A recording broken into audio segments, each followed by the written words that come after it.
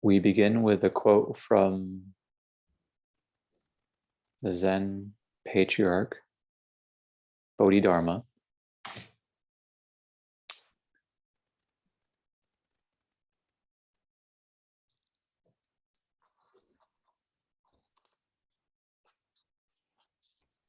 He states, "The essence of the way is detachment, and the goal of those who practice is freedom from appearance." Again, the essence of the way, the Tao, the Buddha way, the single reality is detachment. Hence, the goal of practice is freedom from appearance.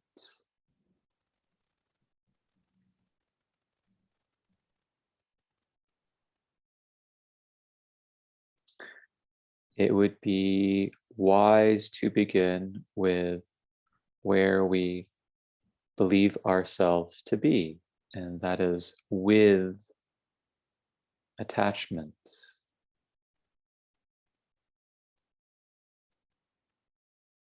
We may ask ourselves, what is it that seems to be gripping hard onto us?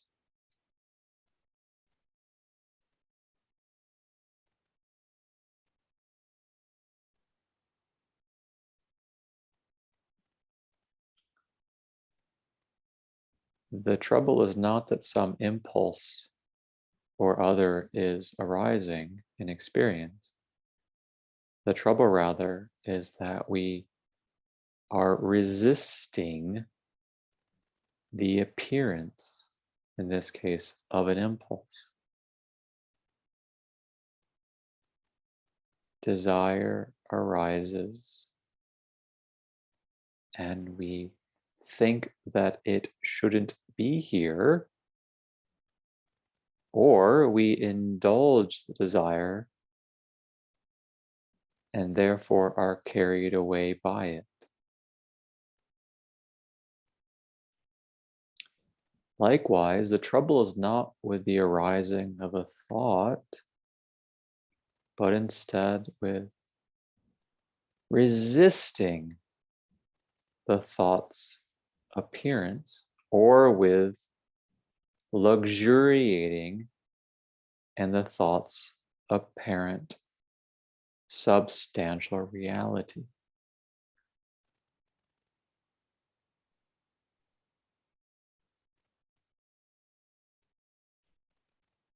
Therefore, we come at things the wrong way around.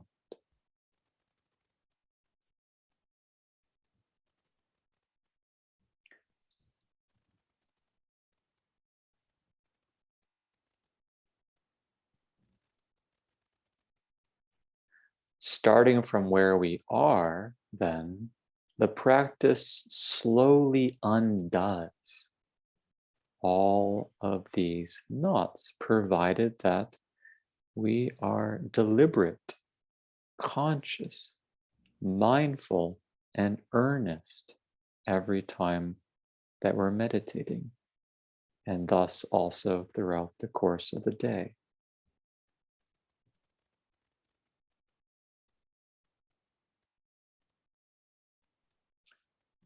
To say that the practice is unceasing is to imply that any experience can reveal to us which hook seems to have us, which peg seems to be that upon which we are putting almost everything.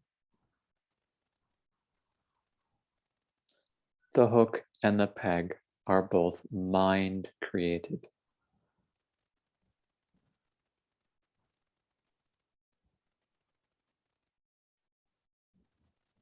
The physical senses or the mental sense do not come pre-packaged with all these unnecessary adornments, all of which lead to or are instances of suffering or lingering hurt.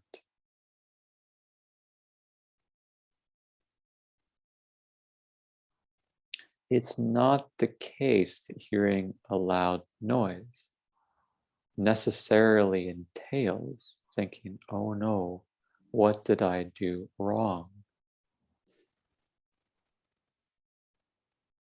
It was just a loud noise.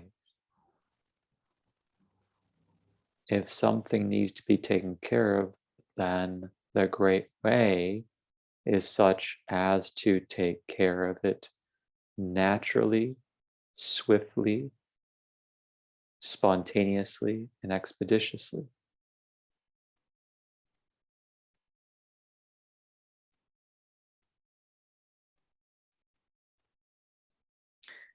It's clear then that when we let go of all of our attachments and aversions, we are doing nothing more than returning to a kind of natural intelligence, a seamless flow, a kind of coordination with all that is.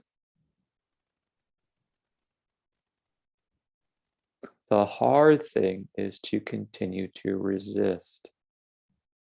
The easy thing is to stop all of that.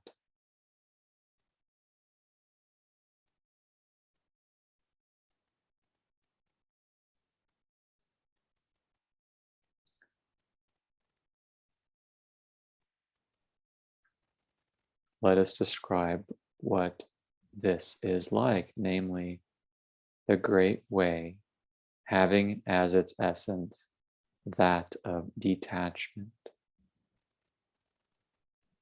Detachment or non attachment or non involvement is so very obvious and easy once we start to get the hang of it.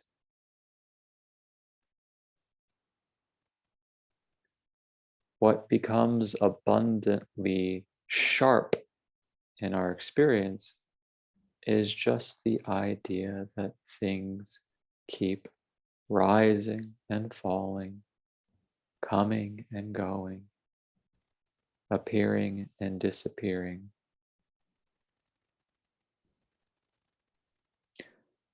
To see this, imagine that the great way or the source is like a water spigot or a faucet. And imagine that all experiences are nothing but water flowing out of the faucet. Sometimes the water is slow and simply dripping. Sometimes it is a steady stream. Sometimes it is fast and seemingly tumultuous.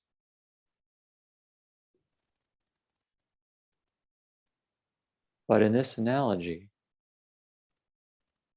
we are not interested in the flowing of the water.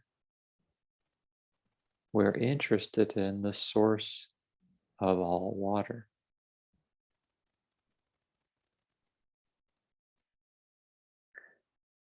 Just so, Bodhidharma says, if you know that everything comes from the mind, the one mind, the source, then don't become attached. If you know that the faucet is the source of all plentiful water, then all the water can continue to flow, to be let go of as we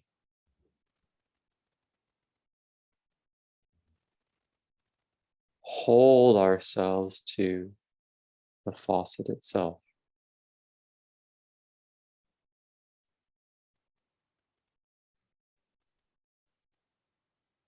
But then we are the faucet. We are the source. We are the mind or the unborn Buddha nature, and every experience, every appearing and disappearing, is nothing but water flowing slowly or swiftly.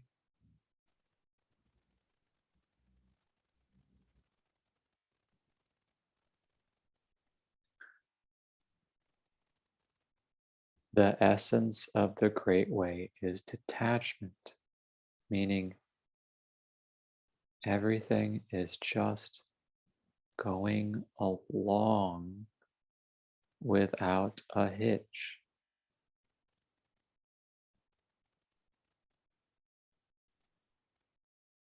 No hitches, no snags, no pinches.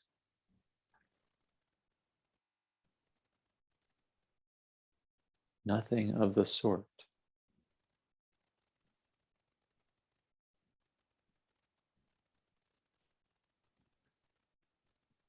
We need to understand intuitively what detachment is like. It is in no way a removal from the flow of experience. Rather, it is a fundamental opening up to and accepting of all of the flow of experience as it flows.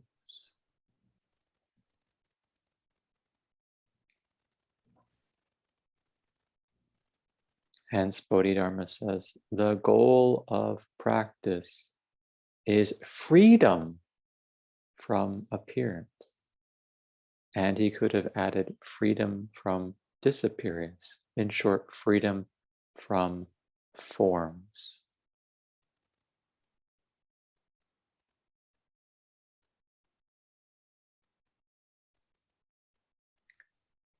To understand intuitively this freedom from all forms is also to be an artist, as it were, capable of being with all forms and of using certain forms and of being able to pick up certain forms and of being able to put them down.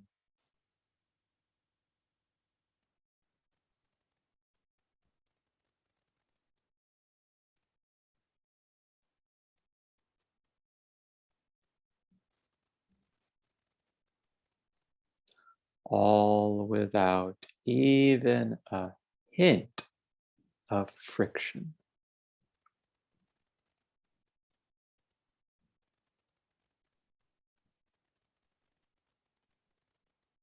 This is how the Great Way works.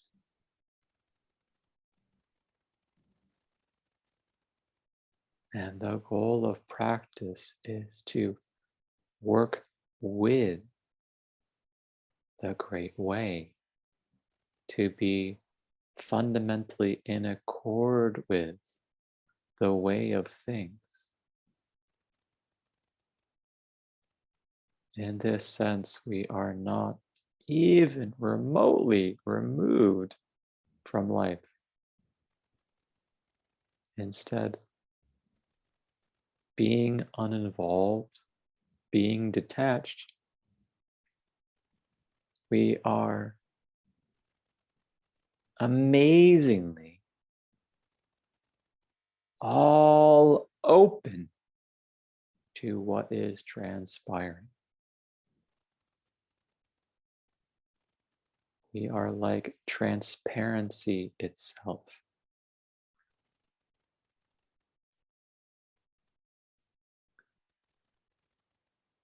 Therefore, we may conclude that if the essence of the Great Way is detachment, it can also be said that the essence of detachment is love.